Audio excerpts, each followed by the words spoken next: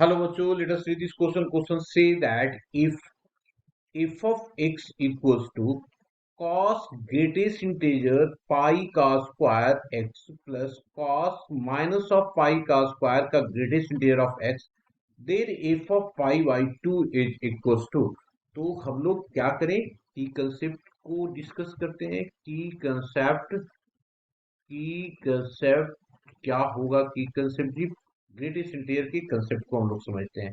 तो हम लोगों ने सबसे पहले ग्रेटेस्ट इंटीजर के बारे में समझा कि अगर 2.81 दिया हुआ है तो इसकी वैल्यू पॉइंट के पहले वाला जो नंबर है इंटीजर उसको लिखते हैं। अगर 1.23 दिया हुआ है तो ये 1 होगा। इसी तरीके से 0.98 दिया हुआ है तो इसकी वैल्यू 0 होगा। यहाँ पे अगर 0 पॉइंट माइनस ऑफ 23 दिया हुआ है तो निगेटिव वाले में ना एक बढ़ जाता है इंटीजर, मतलब -1 हो जाएगा।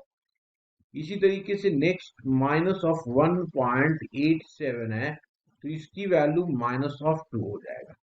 सेकेंड की कंसेप्ट की बात कर लेते हैं पाई की वैल्यू। पाई क्या होता है? ऑलवेज पाई है ना यहाँ पे 22 है ना, 22/7 ये जो होता है 3.1 है ना, 3.14 के बराबर होगा।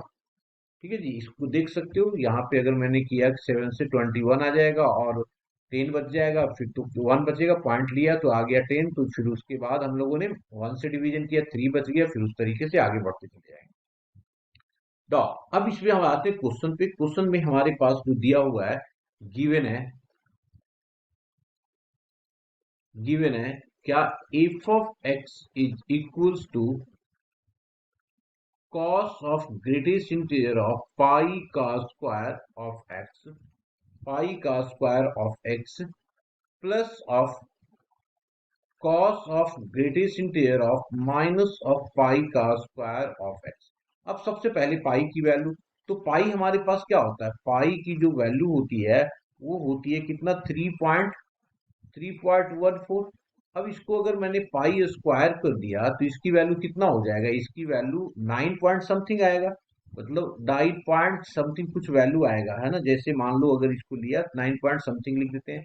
तो अब इसमें से अगर मैं ग्रेटेस्ट इंटीजर पाई स्क्वायर लूंगा तो पॉजिटिव वाले में क्या होगा? 9 पॉइंट समथिंग होगा, तो इसकी वैल्यू कितना हो जाएगा? 9।